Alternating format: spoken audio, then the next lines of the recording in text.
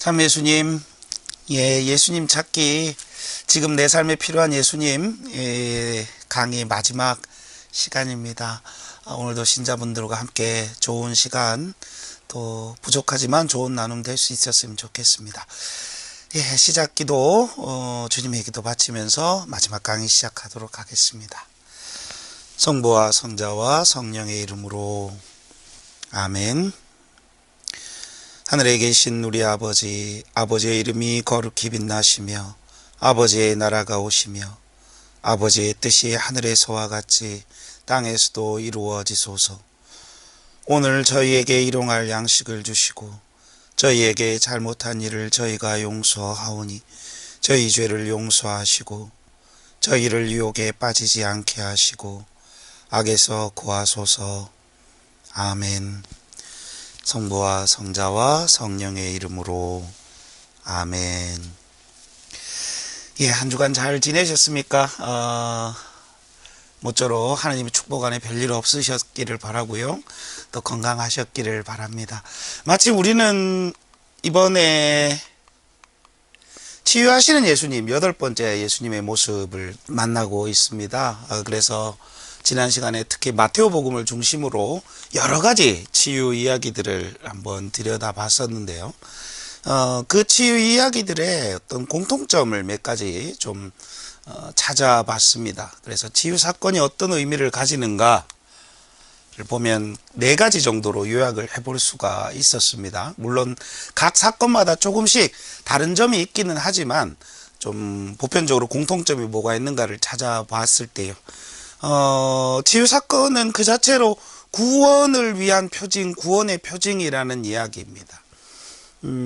복음에서 예수님께서 보여주신 기적 중에 아주 대표되는 행위가 치유 사건들이었었는데요. 단순히 누군가의 몸을 낫게 하는 것만의 의미로 끝나지 않습니다. 치유를 통해서 예수님께서 보여주고자 하셨던 것은 하느님께서 어떤 분이신가, 당신이 어떤 분이신가에 집중이 돼 있었죠. 당신이 구세주이시라는 이야기였습니다. 그리고 때로는 자신의 하느님이심을 드러내시는 모습이기도 했고요. 그래서 치유 사건이 병의 치유에만 국한되어 있지 않고 반드시 믿음과 연결되기를 원하셨습니다. 치유받는 이의 믿음이 뒷받침되어 주지 않고 또 믿음을 키워주는 일이 아니라면 예수님께서는 치유를 좀 주저하셨던 것 같습니다. 왜냐하면 기적이라는 사건 자체가, 하느님의 은총을 입는다는 것 자체가 반드시 인간에게 좋은 결과만을 내지는 않을 수도 있기 때문에 그렇습니다. 기적을 체험한 사람들이, 기적을 가까이서 보고 거기에서 깊은 감흥을 받은 사람들이 그 감흥을, 은총을 자신의 신앙이 깊어지는 것으로 연결시킬 수도 있지만 때로는 영적 교만에 빠지기도 하고요. 하나님께서 나만을 통해서 당신의 은총을 주시는구나, 나에게만 은총을 주시구나 하는 그런 독선에 빠질 수도 있다라는 것이죠. 그래서 예수님께서는 기적을, 특히 치유 기적을 베푸실 때 그것이 신앙과 믿음과 연결되기를 강조하셨습니다. 믿음과 구원의 행위, 그 구원을 위한 도구로서의 행위가 치유 기적이었다는 것이죠. 그래서 내 믿음이 너를 살렸다라는 그런 말씀들을 통해서 이 치유 사건이라는 하나님의 아주 눈에 보이는 은총이 반드시 신앙의 성숙으로 하나님을 따름으로 연결되기를 원하셨다는 것을 볼 수가 있습니다. 두 번째로는 많은 치유 사건들 안에서 다른 이의 도움이 보인다는 사실입니다. 병자 혼자서 어떤 노력으로 외쳐서 예수님을 갈망하고 찾는 경우도 있었지만 많은 치유의 기적들은 형제들, 또 부모들, 또 혹은 백인대장과 같이 그의 어떤 주인 되는 사람들, 주변의 사람들, 마을의 사람들의 도움을 통해서 예수님과의 만남이 이루어지고 그 안에서 치유 기적들이 일어나는 모습을 볼 수 있습니다. 지금 코로나19로 우리나라뿐 아니라 아주 세상에 많은 그 나라에서 어려움을 겪고 있고 치유를 위해서 고군분투하고 계시는 분들이 많은데요. 그 중에서도 의료진들을 빼놓을 수가 없겠죠. 또 자원봉사자들, 많은 이들의 그 힘으로 인해서 이 위기가 극복되어 가고 있는 것을 볼 수가 있습니다.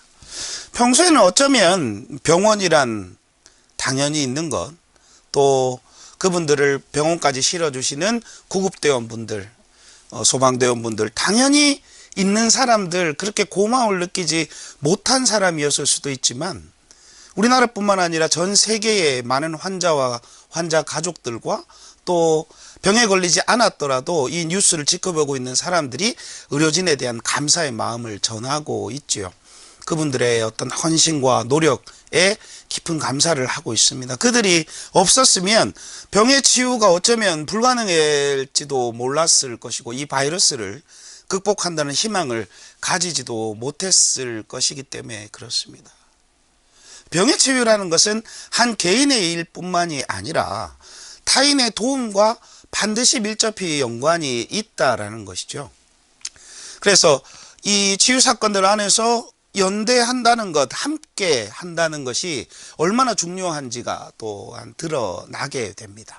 한 개인의 치유, 그로 인한 신앙의 성숙뿐만이 아니라 많은 이들이 신앙을 위해서, 치유를 위해서 노력해 주었다라는 것이죠. 이 치유 사건의 굉장히 중요한 의미 중 하나입니다.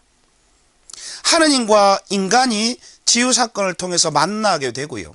예수님과 인간의 치유 사건을 통해서 만나게 되고 그 안에서 인간과 인간의 만남과 관계도 부각되게 된다라는 것이죠. 우리가 병자성사를 갈 때 한번 생각을 해 보십시오. 집에서 거동이 불편하시고 병 때문에 성당에 나와서 미사를 드리지 못하는 분들, 신앙생활을 하지 못하는 분들에게 있어서 한 달에 한 번 하게 되는 이 봉성체의 시간은 굉장히 기쁘고 큰 은총의 시간이시라고 알고 있습니다. 단순히 사제가 혼자 가지 않죠. 보통 일반적인 경우에는 신자분들, 구역장님들, 반장님들과 함께 가서 그를 위해서 기도를 합니다. 봉성체를 하는 것은 사제가 아니면 불가능합니다. 사실은 원칙적으로는 그렇죠. 그렇지만 옆에 사제와 함께 그 병자 봉성체를 지켜보고 함께 기도하는 사람들, 그 신앙과 그 신자들의 의미도 굉장히 크다는 것입니다. 봉성체의 은총을 더 크게 해주는 것이라는 거죠. 또 병든 분들은 봉성체를 하면서 혹은 병자성사를 받으면서 많은 이들이 자신을 위해서 기도해 준다는 것을 알게 되었을 때 더 큰 기쁨을 느끼고 그 안에서 교회의 일치를 들여다볼 수 있는 것 같습니다. 그래서 치유 사건들 안에서는 타인의 도움, 함께함, 연대의 특성이 발견된다라는 것을 알 수가 있고요. 세 번째로 관계의 회복을 지향하는 치유라는 겁니다. 치유 사건들을 지난 시간에 이렇게 들여다보면서 말씀을 드렸었는데 많은 부분 예수님께서는 그 병자들에게 직접적으로 피부병에 걸린 나병 환자들에게까지 손을 대셔서 그들을 만져서 혹은 손을 잡아 일으켜 세우셔서 치유해 주시는 모습을 볼 수가 있지요. 예수님 같은 하느님으로서 기적의 힘을 소유하고 계신 구세주께서 굳이 그런 접촉의 방법이 아니라도 낫게 하시는 방법 분명히 있었을 겁니다. 그럼에도 불구하고 예수님께서 선택하셨던 방법은 가장 인간적으로인 모습으로 따뜻하게 그들에게 다가가셔서 손을 대시고 그들과 접촉하시는 모습이었죠. 병자들을 바라보고 있던 이스라엘 사람들의 어떤 특성, 그 당시의 문화 때문이셨을 수도 있습니다. 병자들은 죄를 지으니 그 죄 때문에 하느님의 벌을 병으로 받으니라고 생각되었던 그런 시대의 문화가 있었죠. 그래서 접촉하기가 꺼려지고 많은 사람들과의 관계가, 특히 나병 환자들은 자신의 공동체, 자신의 마을, 가족으로부터 분리되어야 하는 그런 외로움과 관계 단절의 고통을 겪어야만 했던 사람들이었습니다. 그 사람들에게 예수님께서 주신 것은 단순한 병의 치유의 행위만에 머물지 않지요. 원래 네가 가지고 있던 관계 속으로, 네가 살아가는 사회 속으로, 가족 속으로, 사랑의 관계 속으로 돌아가게 회복시켜 주신다는 의미를 갖고 있었던 겁니다. 원죄 사건을 창세기 3장에서 들여다보면 죄라는 것이 가지고 있는 아주 근본적인 특성 하나가 드러납니다. 그게 바로 관계의 파괴였죠. 이브와 아담의 이 원죄로 인해서 아담과 이브는 서로를 탓하게 되고요. 또는 하느님께 책임을 돌리게 되고, 또 자신의 선택으로 인해서 결국은 벌어졌던 그 죄임에도 불구하고 생물이었던 그 유혹자 뱀을 원망하고 책임을 돌리게 되죠. 그 원죄의 결과로서 받은 벌은 아담은 죽을 때까지 정말 무언가 땅으로부터 뭘 얻기 위해서 고통스러운 노동을 해야 되는 벌을 얻게 되었고요.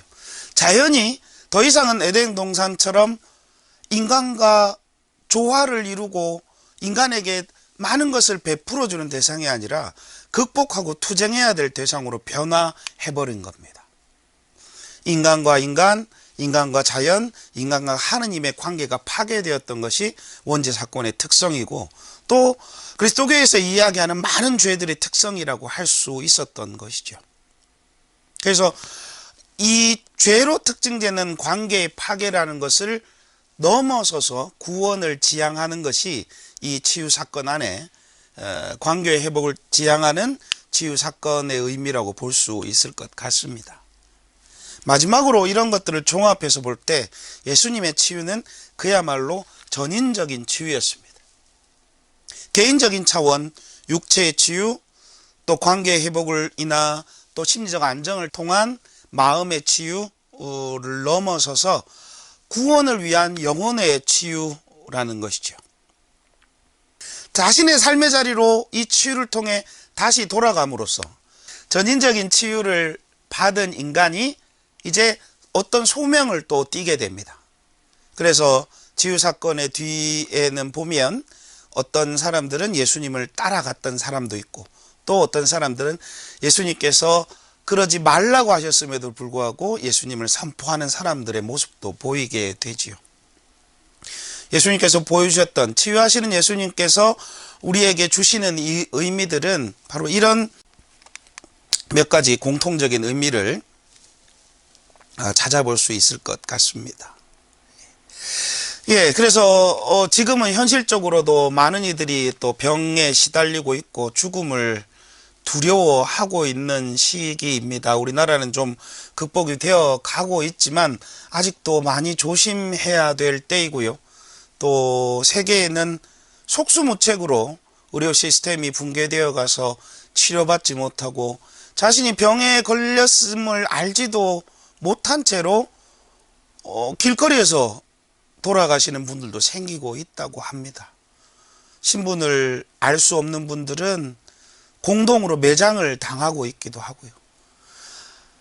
이때까지 이 굉장히 선진국이라고 믿어왔던, 그렇게 자부하고 있었던 미국과 일본과 같은 나라에서도 그런 현상들이 벌어지고 있다는 걸 볼 수 있습니다. 참으로 안타까운 일이죠.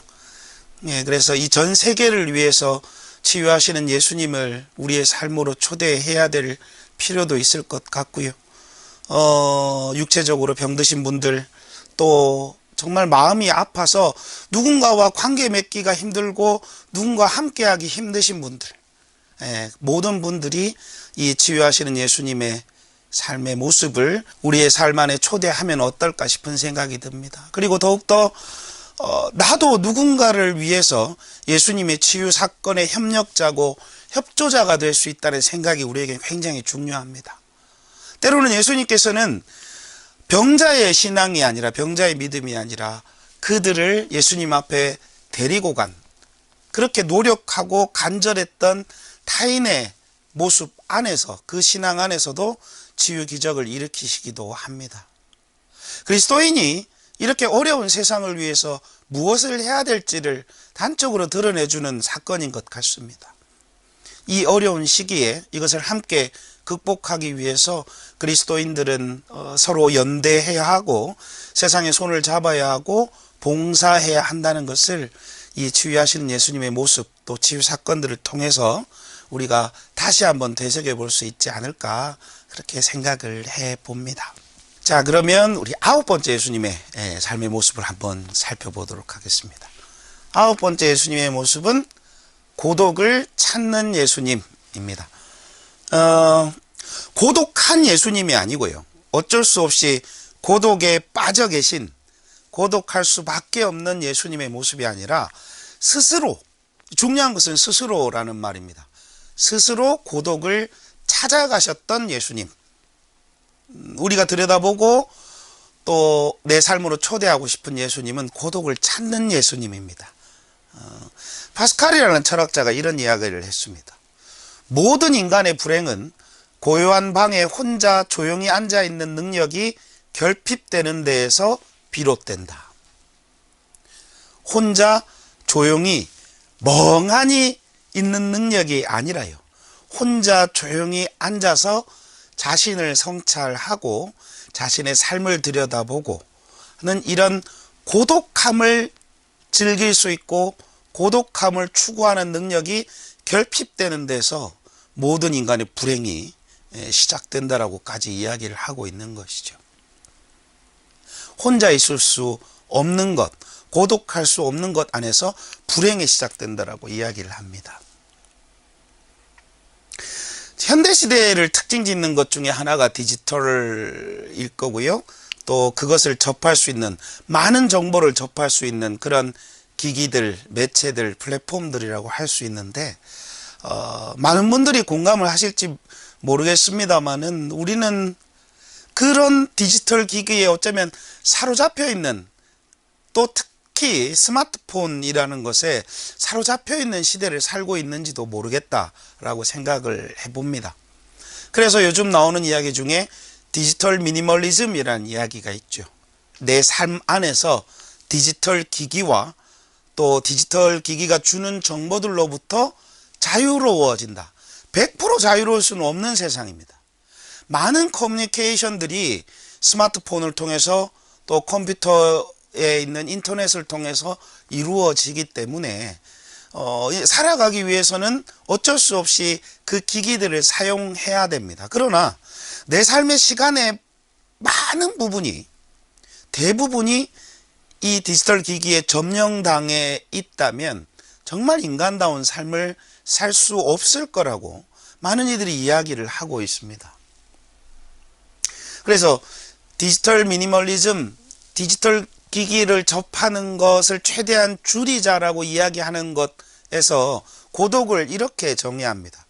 고독이란 정신이 외부에서 입력되는 정보로부터 자유로운 주관적 상태. 많은 그 디지털 플랫폼들을 보게 되실 텐데요. 무슨 튜브라는 것도 있죠. 또 여러 가지 SNS들이 있습니다. 무슨 톡이라는 것도 있고요. 또 무슨 북이라는 것도 있고, 무슨 그램, 무슨 위터, 이런 여러 가지 우리 그 플랫폼들을 통해서 세상과 소통해 나가는 과정을 우리가 요즘 많이 볼 수가 있는데, 자칫 잘못하다 보면 그 단순한 소통의 시간이 아니라 그것 안에 사로잡혀서 대부분의 시간을 그것에 보내고 있는 자신을 발견할 수도 있습니다. 저도 사실은 그런 적이 있었는데요. 그래서 무슨 북이라는 것에 가입을 해서 어느 순간 저를 보니까 이거를 무슨 새로운 소식이 있네 라고 봐서 쭉 올리다 보면 1시간, 2시간이 금세 지나가 있는 상황을 발견하기도 합니다. 그래서 거기서 이제 계정을 삭제하고 얼마 전에 이제 다시 만들어서 그냥 어디에 로그인하는 용도 정도로만 쓰고 있는데요. 아주 긍정적인 의미에서 커뮤니케이션을 위해서, 또 어쩌면 잠시의 휴식을 위해서 가입했던 것, 또 내가 접했던 그런 매체들이 나를 지배하는 상황이 되기도 한다라는 것이죠. 그런 상황이 되면 내 생각은 스스로에 대한 성찰이나 정말 내가 필요한 생각들보다 그 매체들이 나에게 주는 정보에 한정돼 있습니다. 그 매체들이 주는 정보에 끌려다니게 되죠. 그리고 그 매체들이 이 사람이 좋아할 거야 라고 선택해서 내 앞에 보여주는 그런 정보들을 계속 추종하고 따라다니게 됩니다. 그죠?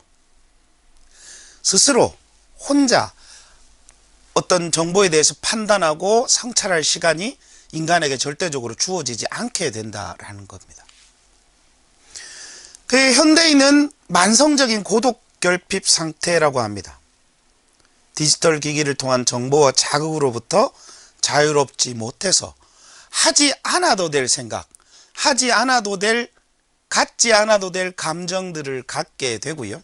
그것을 통한 소모가 굉장히 많아질 수 있다라는 것이죠.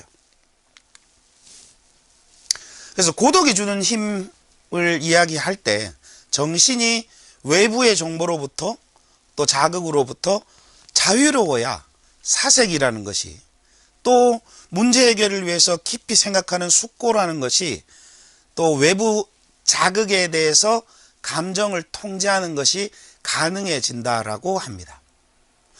인간이 지금까지 이 많은 문명을 이루어낼 수 있었던 것은 성찰과 사색의 힘이었죠. 고민의 힘이었고, 또 인간이 사회를 이루어가서 살 수 있는 것은 동물적인 본능, 동물적인 감정에만 휘둘리지 않았기 때문에 그렇습니다. 감정을 모두 다 통제하고 살아갈 수는 없죠. 그러나 인간이 성숙하게 사회생활을 하기 위해서는 자신의 감정을 통제하는 것도 반드시 필요한 덕이라고 할 수가 있는데요.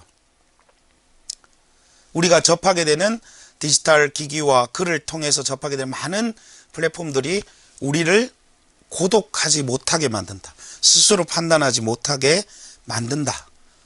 정보로부터 자극으로부터 우리를 자유롭게 하지 못한다. 라고 현대사회를 특징짓는 이야기가 있습니다. 외로움과 고독이라는 말을 좀 분리해서 볼 필요가 있는데요. 외로움이라는 것은 타인 때문에 겪게 되는 것입니다. 종속적이죠. 예를 들어서 어떤 SNS를 사용한다고 하더라도 누구한테 연락이 와야 되는데 연락이 오지 않으면 그 SNS를 쓰는 많은 사람들이 있지만 외로움을 느끼게 되죠. 수동적입니다. 다른 사람에게 종속적일 때 느끼게 되는 것이 외로움입니다. 그러나 고독이라는 것은 스스로 선택하는 거고 주체적으로 자신에게 선물하는 것이라고 할 수 있죠.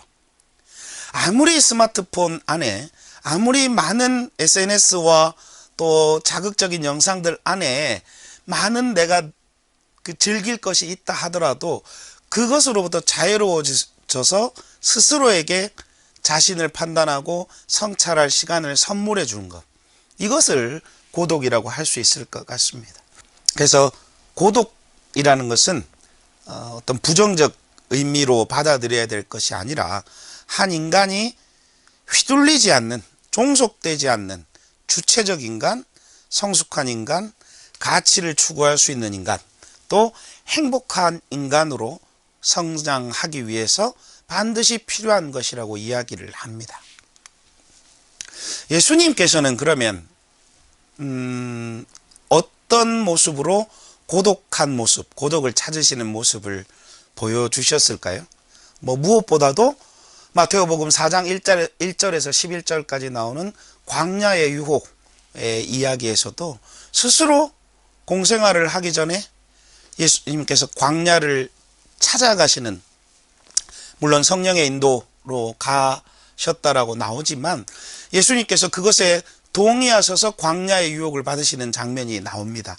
이 광야는 정말 배고프고 고통스럽고 때로는 춥고 혼자 지내야 되는 외로움의 공간이고 시간이었지만 사실 하느님과의 특별한 만남을 위해서, 하느님과 밀접한 만남을 위해서 찾아가셨던 곳이었습니다. 그를 통해서 구원사업을 위한 본격적인 일의 시작을 하느님으로부터 충전하고 하나님으로부터 힘을 얻고 스스로 고독을 통해서 이 구원 사업의 의미를 깊이 성찰하셨던 시간이셨으리라고 생각을 합니다.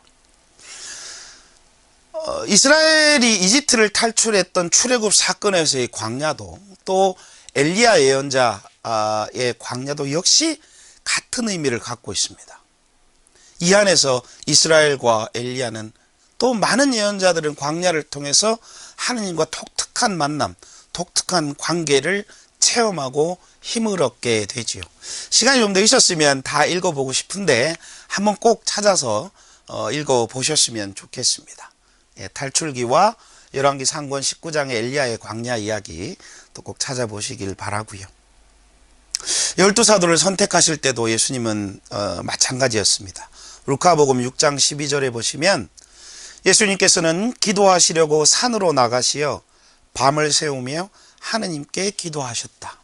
이 이후에 예수님께서 12사도를 선택해서 뽑으시는 장면이 나옵니다.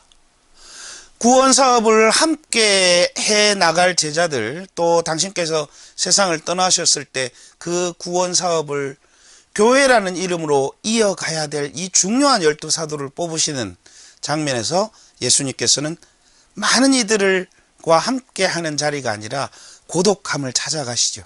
산으로 가셔서 하느님 아버지와 만나는 그 시간을 가지십니다. 복음 선포를 하시는 그 중간중간에도 마찬가지였습니다.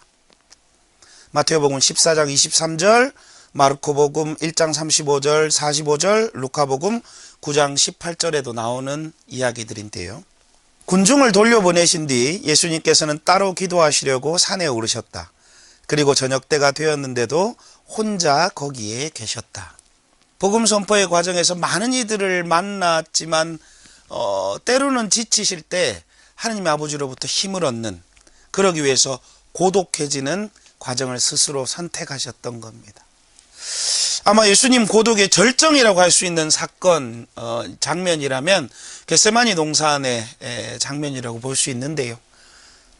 죽음의 길, 십자가를 향해서 걸어가시기 전에 제자들이 물론 떨어진 곳에 있긴 했지만 예수님께서는 극도의 고독을 경험을 하시죠. 공포와 번민, 제자들의 외면, 지독한 고독 속에서 아버지 하느님과 만나고 매달리시는 모습을 보여주십니다. 이 철저한 실존적 의탁이 겟세마니 이 동산에서 그 기도를 통해서 일어나죠.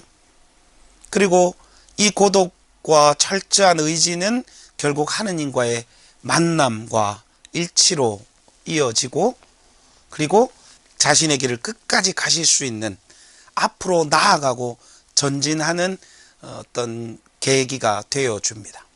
그래서 제자들에게 일어나 가자라고 이렇게 말씀하시는 것 안에서도 그 모습을 볼 수 있죠. 아버지, 하실 수만 있으시면 이 잔이 저를 비켜가게 해 주십시오. 그러나 제가 원하는 대로 하지 마시고 아버지께서 원하시는 대로 하십시오. 예수님의 깊은 고독이 결국은 예수님을 다시 당신의 길로, 당신이 가셔야 될 길을 꿋꿋이 걸어가시고 아버지의 선택을 받아들일 수 있는 그런 힘이 되어 주었다는 겁니다. 예수님의 고독은 하느님 아닌 다른 것으로부터 자유로워지는 것, 또 단순히 자유를 추구하는 것이 아니라 끊임없이 하느님과의 일치를 갈망하는 것입니다. 그리고 그 일치를 통해서 인간과 더 잘 관계 맺고 구원 사업을 더 잘 성취하기 위해서 스스로 선택하신 것이었다는 것이죠. 예수님의 고독하심이 이렇다면 신앙인의 고독도 이래야 합니다. 고독은 단순히 혼자 되는 것이 아니라 혼자 조용히 자신을 성찰하고 들여다봄으로 인해서 내 안에서 살아계시고 존재하시고 나를 기다리고 계시는 하느님과의 만남을 이루어낸다라는 것이죠. 고독하지 않고 외부에서 오는 많은 걱정과 많은 정보들, 많은 쾌락의 거리들에 내 마음이 빠져 있고 내 머리가 쏠려 있으면 내 안에서 나를 기다리시는 하느님을 만날 수 없다라는 겁니다. 그리스도인의 고독이라는 것은 단순히 혼자 되는 것이 아니고 자신만을 들여다보는 것이 아니라 자신의 깊은 곳까지 성찰함으로써 또 사색함으로써 그 안에 계시는 하느님을 만나는 탁월하고 필수적인 행위라고 할 수 있겠습니다. 신앙인에게 고독은 반드시 필요한 것이죠. 신앙인이 고독하지 못한다면, 고독을 찾지 못한다면 하느님을 발견할 수 없고 체험할 수가 없게 됩니다. 이렇게 세상의 모든 일에 신경 쓰지 않아도 되고 보지 않아도 될 것에 많은 마음을 뺏겨서 사는 고독의 결핍, 부재가 지속이 되면 결국 하느님이라는 분은 내 삶 안에서 의미를 점점점 잃어가게 되죠. 스스로 내 삶 안에서 하느님을 지워버릴 수도 있다라는 겁니다. 더 재밌는 것이 많고 더 내 시간을 채울 수 있는 것들이 엄청나게 많은 세상이기 때문에 그렇습니다. 어쩌면 더 많은 위험에 노출되어 있는 것이 현대를 살아가는 신앙일지도 모르겠다라는 생각을 하게 됩니다. 그래서 고독을 통해서 하나님과의 사랑을 인지하고 죄로부터 자신을 정화하고 삶을 향한 용기로 채움이 가능해진다. 근데 이 고독도 많이 해보지 않으면 참 어려운 것이에요. 견디기 힘든 것일 수도 있습니다. 그래서 교회는 아주 일상적인 것, 또 아주 쉬운 것 안에서도 인간이 고독할 수 있는 장치들을 마련해 놓았는데요. 그래서 내가 고독해진다는 것을 어렵게 생각할 필요가 없습니다. 먼저 특별한 시간을 내긴 해야 되지만 일상 밖에서, 내 삶의 평범한 시간 밖에서 우리가 고독을 추구할 수 있는 시간이 피정이겠죠. 복잡한 세상으로부터 달아나서 고요함을 추구하는 것. 피정에는 여러 가지 형식이 있겠습니다만은 자신이 온전히 다른 것으로부터, 다른 사람, 다른 정보로부터 자유로워져서 하느님과 만날 수 있도록 교회의 전통이 만들어 놓은 것이 피정입니다. 그래서 신자분들도 가급적 1년에 한 번, 2년에 한 번 정도는 어떤 신심 행위이든 피정을 경험하시기를 부탁을 드립니다. 본당에 하는 것일 수도 있고, 요즘은 또 주말을 이용해서 자녀들, 가족들과 함께 또 갈 수 있는 그런 피정 프로그램도 많이 생겨나고 있는 것으로 알고 있습니다. 그래서 피정을 하기를 소홀하지 않아야 자신이 신앙인으로서 고독해지고 하나님을 만나는 체험들을 계속 잘 해볼 수가 있습니다. 그러나 이런 일상 밖의 피정만을 통해서 고독이 이루어지는 것은 아니고요. 일상 안에서 우리는 일상의 기도들을 통해서 사실 고독할 수 있도록 초대를 받습니다. 교회가 일상의 기도들을, 시간 정해진 기도들을 하라고 권고하는 것은 다 이유가 있는 것이죠. 기도라는 것은 내가 지금 살고 있는 삶의 자리에서, 삶의 그 시간들 안에서, 삶의 일상의 시간과 공간 안에서 바치는 것이지만, 사실 하느님과의 연결을 통해서 그 시간과 공간을 벗어나는 일, 초월하는 일이기도 합니다. 일상을 지나가는 사람이 그 일상의 기도들을 통해서 하느님과 연결될 때 더 이상 일상 안에만 머무는 사람이 되는 것이 아니라 영혼의 차원, 무한의 차원과 연결되는 경험을 하게 된다라는 것이죠. 지금 힘든 직장생활이면 직장생활, 일상생활이면 일상생활을 하고 있다 하더라도 내가 하느님께 그 일상의 기도들을 바칠 때마다 나는 하느님과 연결되어져서 내 시간과 공간을 초월하는 하느님과 만남은, 또 스스로를 돌아보는 고독의 시간을 가질 수 있게 된다라는 것입니다. 그래서 정말 많은 것이 우리에게 정보를 주는 이 시대에 신앙인으로서 행복하고 성숙하기 위해서 우리는 고독을 찾을 필요가 있습니다.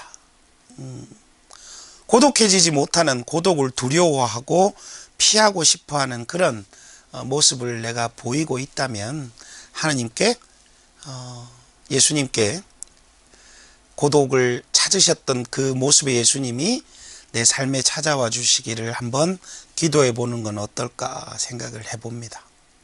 스마트폰을 바라보는 시간이, 쳐다보고 붙잡고 있는 시간이 너무 많다면요, 예수님 그것으로부터 좀 자유로워질 수 있고 당신을 더 찾을 수 있도록 도와주십시오라고 기도하시면 어떨까. 고독한 예수님, 고독을 찾으시는 예수님, 내 삶으로 와주십시오라고 기도해 보시면 어떨까 싶습니다. 저부터도 그래야 되고요. 10번째 모습은 용서하시는 예수님의 모습입니다. 용서받기를 원하는 것은 누구나 갈망하는 것이고, 이 예수님은 모든 인류에게, 우리에게 필요하신 예수님이죠. 원죄의 관점에서 본다면 성경에서 말하는 구원이라는 것은 하나님께서 인간을 용서하시기 위한 과정, 용서하시는 과정, 그리고 예수 그리스도를 통해서 그 용서가 완성된 것을 보여주시는 그런 과정을 드러내는 것이라고 할 수 있는데요. 주님의 기도에도 잘 나와 있죠. 하느님의 용서를 청하면서 나도 용서를 하겠습니다. 저도 다른 일을 용서합니다. 저에게 잘못한 일을 용서하겠습니다. 라는 그런 기도의 내용을 볼 수가 있습니다. 내가 다른 사람을 용서할 테니 당신도 나를 용서해 주시오. 어떤 이런 조건으로서 보여주는 것이 아니라요. 용서가, 하나님께서 인간을 용서하심으로써 그 용서라는 것이 인간과 인간 간으로 계속되어서 확장된다라는 것을 알려주는 이야기인 것 같습니다. 그래서 이 기도 안에서 우리가 하나님께 용서를 청한 만큼 나도 과연 용서했는가를 돌아보게 되고요. 또 용서가 더 확장되고 하나님의 자비와 용서가 인간 안에서 선한 순환을 만들어내기를 바라는 기도이죠. 예수님 용서의 절정의 모습은 바로 십자가 위에서 볼 수 있을 것 같습니다. 아버지, 저들을 용서해 주십시오. 저들은 자기들이 무슨 일을 하는지 모릅니다. 루카복음 23장 34절의 이야기이고요. 43절에는 이런 얘기가 나옵니다.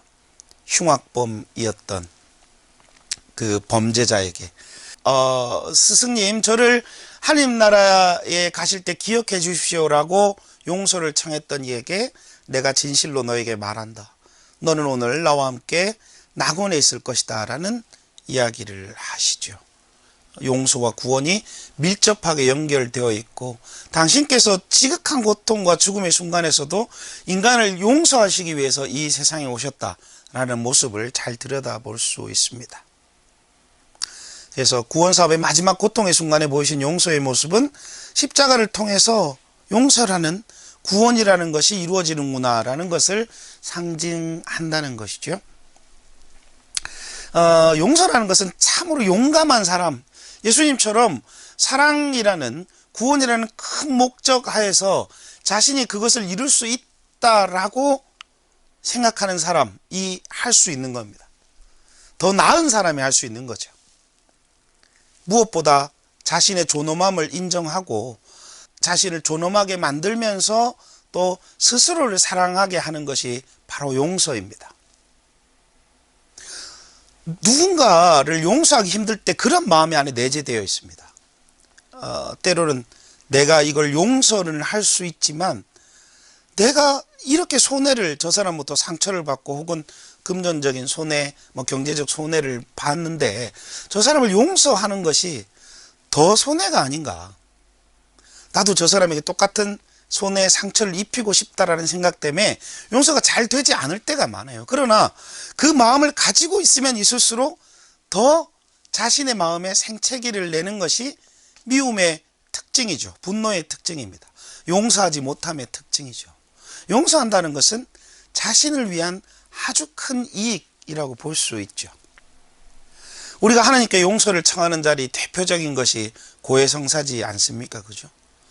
정말 내가 진실된 고해성사를 본다면 그 안에서 참 큰 은총의 효과가 드러납니다. 아마 아실 겁니다. 정말 깊이 고민하고 부끄럽지만 자신의 어떤 죄를 진솔하게 고해성사를 통해서 하느님 앞에 내어놓았을 때, 그리고 이 고해성사 판공성사를 봐야 되니까 어쨌든 들어갔다 빨리 나오자, 주임의사 빠진 거 몇 번 대충 이야기를 하고 나오면 될 거야 라고 생각해서 빨리, 사람도 많으니까 빨리 갔다 오자 라고 빨리빨리 고해성사를 해치우고 나왔을 때의 마음의 차이를 경험해 보신 분이 있다면 분명히 알 수 있을 겁니다. 정말 진실된 고해성사를 보고 나오신 분들은 때로는 눈물을 흘리시는 분들도 많고요. 또 때로는 아주 기쁜 환한 얼굴로 고해소를 나가시는 분들도 있다고 합니다. 얼굴에서 이제 후광이 비치는 것이죠. 그러나 고해소에 이렇게 앉아 있으면요, 다 말씀하시지 않는구나. 그러니까 이 자리가 참으로 큰 용서와 은총의 자리라는 것을 이분은 모르고 계시구나. 그래서 이 시간이 그냥 버겁고 어쩌면 귀찮기만 하구나라는 느낌을 받을 때도 있습니다. 굉장히 안타깝죠. 마음이 아프죠. 하나님께서 이 용서라는 그 용서를 통한 많은 선물들을 준비해 놓으신 자리인데 내가 받아가질 않는 겁니다. 물론 그러기 위해서는 큰 용기가 필요하지만요, 어렵다고 분명히 이해는 하지만 그 안에서 이루어질 수 있는 은총들이 참 아깝다는 생각이, 안타깝다는 생각이 많이 들 때가 있습니다. 진실된 고해성사는요, 자유를 주고 해방감을 주고 고해를 통해서 죄를 털어냄으로써 채워지는 충만함을 느끼게 해줍니다. 그리고 나도 이렇게 용서받았기 때문에 세상 밖으로 나가서 누군가를 용서할 수 있겠구나, 그렇게 힘과 용기를 얻는 자리이기도 하다는 것이죠. 무엇보다도 용서와 구원의 관계에서 말씀드렸던 것처럼 구원이 미리 경험되고 체험되고 또 세상 밖으로 확장될 수 있는 자리가 바로 고해 성사의 자리라고 볼 수 있는 것이죠. 교회는 이 중요한 7가지 성사 중 하나에 우리가 일상 안에서 접할 수 있는 성사로 고해 성사를 이렇게 정해 놓음으로써 그 안에서 교회의 하느님의 자녀들이 구원을 체험할 수 있도록 배려해 놓은 것이라고 볼 수 있습니다. 그래서 우리가 용서하시는 예수님을 내 삶으로 초대한다는 것은요, 단순히 내가 용서를 잘 하기 위함이 아니고 용서를 잘 받고 또 하느님의 예수님의 용서를 체험한 후에 세상 밖으로 나가서 또 그 용서를 더 확장시킨다는 그런 의미를 갖고 있을 것 같습니다. 누구나 어떤 잘못과 죄를 가지고 있지요. 그 죄로부터 자유로워질 때 좀 더 행복한 삶, 기쁨의 삶, 적극적인 삶을 살아갈 수 있는 것 같습니다.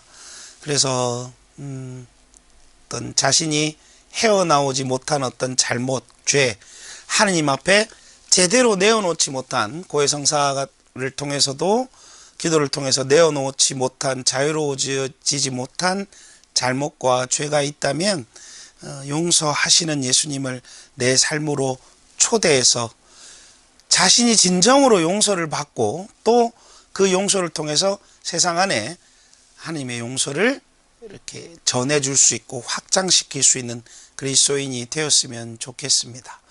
내가 용서받고 또 잘 용서하기 위해서 용서하시는 예수님을 내 삶 안으로 초대해보면 어떨까라고 생각을 해봅니다. 11번째 예수님의 모습, 우리가 마지막으로 들여다보게 될 예수님의 모습입니다. 바로 평화를 주시는 예수님이라는 예수님의 삶의 모습을 가져와 봤는데요. 우선 일반적인 그 평화라는 것이 가지고 있는 사전적 의미를 찾아보았어요. 평온하고 화목함, 싸움이 없고, 그래서 전쟁이나 분쟁 따위가 없는 평온함 또는 그런 상태를 평화라고 이야기를 합니다. 잔잔하고 편안하고 그런 상태를 이야기하는 것이지요. 그런데 그리스도인들에게 있어서 예수님께서 우리에게, 교회의 자녀들에게 주고자 하셨던 평화는 어떤 의미를 갖고 있는가를 좀 생각을 해보면 사전적으로 나오는 어떤 이런 편안한 상태, 정적인 상태와는 조금 다른 의미를 갖고 있다는 것을 알게 됩니다. 베게티우스 4세기의 로마 군사학자의 이야기인데요. 평화를 원한다면 전쟁을 준비하라라는 아주 유명한 말이 있습니다. 제가 아주 좋아하는 영화에도 얼마 전에 나왔던 이야기인데, 이상하죠? 평화를 원한다면 평화와는 완전 반대되는 개념의 전쟁이라는 것을 준비하라는 이야기를 이 사람이 했습니다. 뭐랄까요? 인간이 어떤 가지고 있는 욕망 때문에 인간에게 영원한 평화란 있을 수 없기 때문에 항상 전쟁을 준비하고 있어야, 그래야 어떤 힘의 균형이 맞춰져야만 인간 사회 안에서, 세상 안에서 평화가 이루어진다, 뭐 그런 뜻으로 이야기를 했을 수도 있을 것 같은데요. 신앙적으로 보기에는 좀 받아들이기 힘든 거죠. 전쟁을 준비한다는 것이 그리스도교 쪽으로 보면 물론 이상적인 이야기일지 모르지만 긍정적인 것은 아니니까요. 그죠? 그래서 어떤 신앙인의 차원에서 보기에는 받아들일 수 없는 것이긴 하나, 평화와 전쟁이라는 것의 상관관계를 그리스도교적 평화를 보면서 잠깐 생각해 볼 수는 있습니다. 전쟁을 준비한다는 것, 투쟁을 준비한다는 것이 평화와 어떤 상관이 있는지 잠깐 예수님께서 주시는 평화를 통해서 한번 보도록 하겠습니다. 그러니까 단순히 평화라는 것이 어떤 정적인 상태, 조용하고 고요한 것, 편안한 상태만을 이야기하지 않는다는 것을 말씀드리기 위해서 이 군사 전략가의 이야기를 가져와 봤습니다. 부활하신 후에 예수님께서 요한복음에 특히 보시면 제자들에게 나타나셔서 이렇게 말씀을 하십니다. 요한복음 20장 19절, 21절, 26절에 세 번의 반복과 강조가 되는데요. 그날 곧 주간 첫날 저녁이 되자 제자들은 유다인들이 두려워 문을 모두 잠가놓고 있었다. 그런데 예수님께서 오시어 가운데에 서시며 평화가 너희와 함께 하고 그들에게 말씀하셨다. 21절에 예수님께서 다시 그들에게 이르셨다. 평화가 너희와 함께, 아버지께서 나를 보내신 것처럼 나도 너희를 보낸다. 또 토마스가 함께 있을 때 또 한 번 이야기를 하시죠. 여드레 뒤에 제자들이 다시 집안에 모여 있었는데 토마스도 그들과 함께 있었다. 문이 다 잠겨 있었는데도 예수님께서 오시어 가운데에 서시며 평화가 너희와 함께 하고 말씀하셨다. 물론 이 평화, 샬롬이라는 인사는 이스라엘의 어떤 전통적인 인사, 신앙적인 인사였습니다. 그러나 또 특히 요한복음 사가가 이 부활하신 후에 제자들에게 이 평화의 인사를 중복적으로 강조하시면서 하시는 모습을 왜 쓰고 싶으셨을까라는 그런 고민, 생각을 좀 해보았는데요. 반복되고 강조되는 말씀으로 또 제자들을 파견하시는 말씀 앞에 또 토마스의 혼란으로 인해서 믿음과 불신 사이에 갈등 관계가 있는 와중에 예수님께서는 평화의 축원을 하시죠. 왜 예수님께서 제자들에게 이렇게 강조해서 평화를 빌어주시는 축원을 해주셨을까를 생각을 해봅니다. 예수님께서 부활하시고 승천하신 이후에 제자들의 삶이 어땠을까요? 사도 요한을 빼고는 모든 사도가 다 순교를 했습니다. 편안하고 정적이고 화목하고 평온한 상태의 삶을 사신 분들이 아니었다라는 것이죠. 당신을 따름으로써 제자들이 세상에 나아가서 복음을 선포함으로써 고통과 박해를 받으리라는 것을 예수님께서 너무 잘 알고 계셨을 겁니다. 그럼에도 예수님께서는 평화를 빌어주시죠. 평화롭지 못할 삶을 살아갈 사람들에게 평화가 너희와 함께라고 이야기를 하십니다. 어떻게 보면 그냥 이루지 못할 일을 예수님께서 빌어주시는 것처럼 보일 수도 있죠. 근데 제자들이 그런 고통스러움과 박해를 견뎌내고 순교의 영광까지 얻을 수 있고, 또는 끝까지 어떤 상황에서도 신앙을 놓치지 않을 수 있었던 것은 외적 평화의 상태가 아니라 예수님께서 주신 그리스도의 평화, 내적 평화의 힘 때문에 그랬을 겁니다.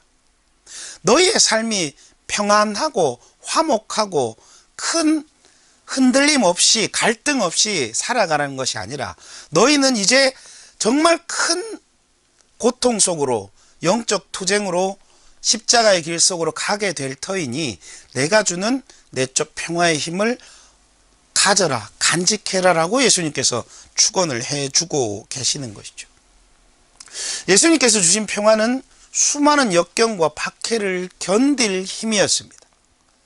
투쟁할 수 있는 힘이었고 전쟁의 준비였던 것이죠. 전쟁의 필수품이었던 겁니다. 평화를 원한다면 전쟁을 준비하라 라는 말처럼요. 잘 싸울 수 있는 가장 중요한 도구이자 힘이었습니다. 우리가 미사를 드리면서 평화가 여러분과 함께 평화를 빕니다 라고 사제와 또 신자들 간에 인사를 하죠. 이게 무슨 이야기일까요? 미사의 말미에 왜 우리는 서로를 위해서 평화를 빌어주겠습니까?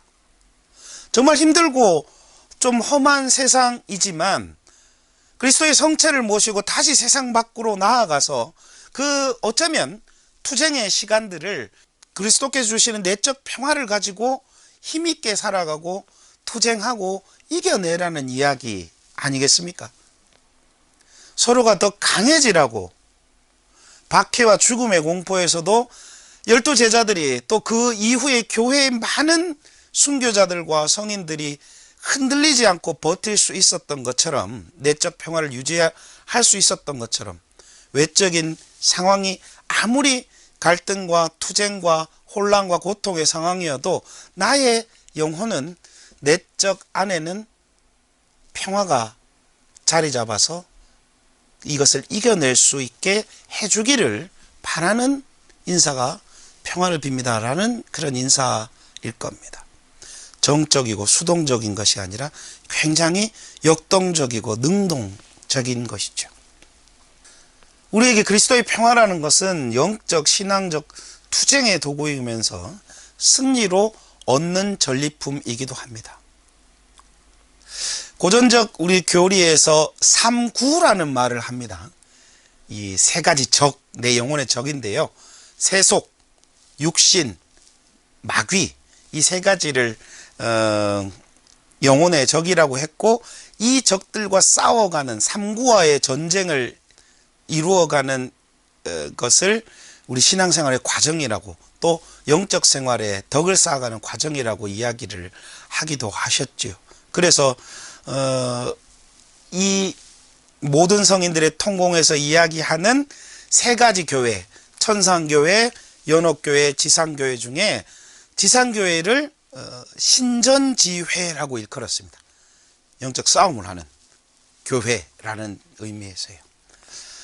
우리의 영적 신앙적 투쟁을 위해서 세상의 어떤 이해와 논리가 아니라 그리스도를 기준으로 삼는 것, 또 육신의 어떤 나약함이 아니라 영혼의 강함으로 그 육신을 이겨나가는 것, 또 절제해 나가는 것, 또 어떤 마귀의 유혹에, 불신의 유혹에 빠지지 않고 끊임없이 하나님을 찾아가는 그 투쟁의 과정에서 필요한 것이 바로 그리스도의 평화라는 것이고, 그 그리스도의 평화를 가지고 이 투쟁을 영적 투쟁을 잘 이겨내었을 때 또 말할 수 없는 평화를 얻게 되죠.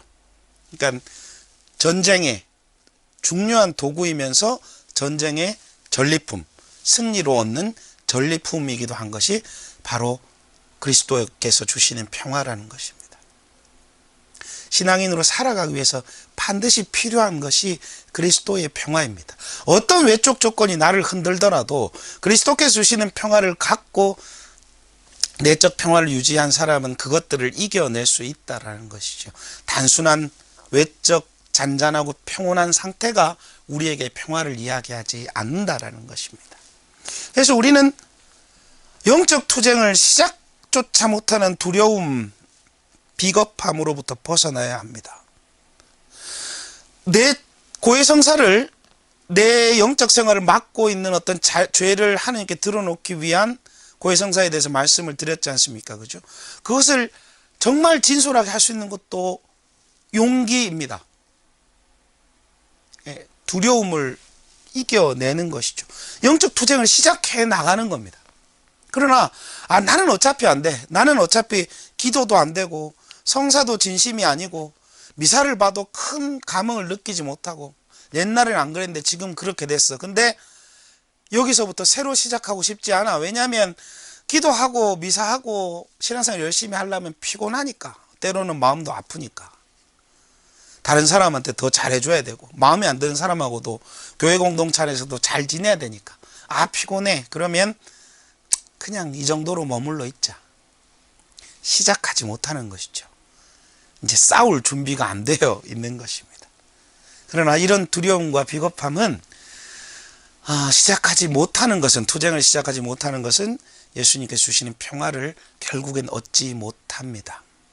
예수님께서 우리에게 그 투쟁으로 나아가라고 평화를 빌어주고 계시죠, 제자들에게. 그래서 그 투쟁을 통해서 정말 더할 수 없는 평화를 또 얻으라고 초대를 하고 계시는 겁니다.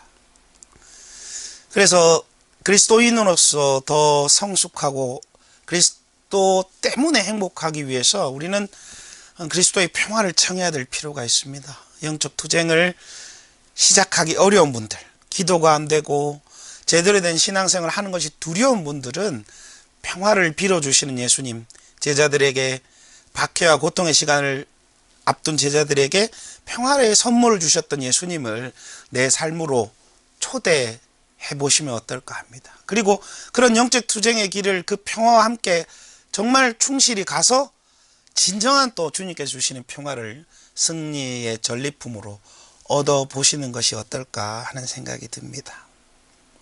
신자분들이 보시기에 이 복음을 묵상하시다 보면 더 많은 예수님의 모습을 만날 수 있을 겁니다. 제가 여러분들에게 소개해드린 예수님의 모습은 한정적이고 제가 그저 생각했던 것일 뿐입니다. 복음 안에서 예수님의 많은 모습들을 또 스스로 찾아보시고 그 예수님의 모습을 내 삶 안으로 초대하셔서 더욱더 복되고 기쁘고 희망이 가득 찬 그리스도인이 되셨으면 좋겠습니다. 부족한 강의 함께 해주셔서 감사드리고 이것으로 아쉽지만 제 4주간의 강의를 마치도록 하겠습니다. 진심으로 감사드립니다. 마친 기도로 영광송 바치겠습니다. 성부와 성자와 성령의 이름으로 아멘. 영광이 성부와 성자와 성령께 처음과 같이 이제와 항상 영원히 아멘. 성부와 성자와 성령의 이름으로 아멘. 감사합니다.